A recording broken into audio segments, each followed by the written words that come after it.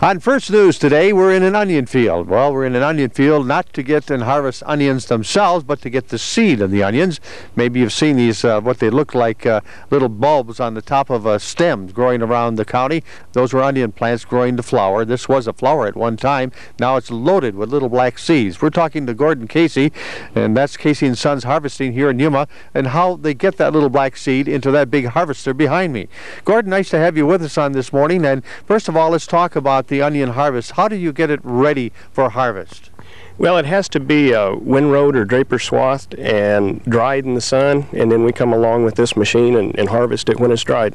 Now, windrow, that means you take several rows and put them all on top of each other, all the plants on top of each other. That's right. We make these rows of dried material here and then come in and pick them up with the combine.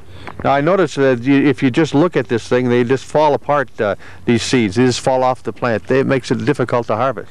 That's right, and therein lies the major problem we've had taking this crop in this method. And the reason for that, we built this machine that actually vacuums the ground behind the pickup and picks up that shattered seed that was lost before. Now, there was a one-time way they harvested the seed that was a little more expensive, in fact, a lot more expensive. That's right. Used to, they either come in with machines and cut it and laid it on plastic, or cut it by hand and laid it on plastic to dry, and there it becomes real labor-intensive, and the cost of the plastic's extensive itself.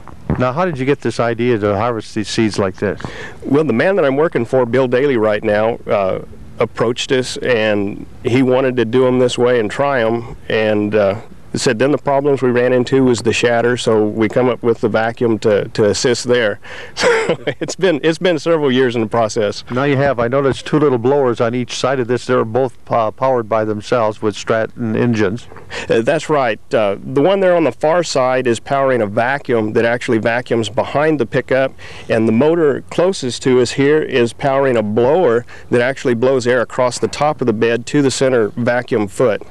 So you're blowing air toward the middle, and the middle's picking it up. That's correct. Well, how much to the seed do you get percentage-wise? Oh, I'm not sure exactly how much more we're recovering, but there's a good ideal here. It's probably 100 pounds or so to the acre. What happens to this seed now? This is seed for growing onions somewhere else. Where will this seed go to? You have any idea? Onion is a global market.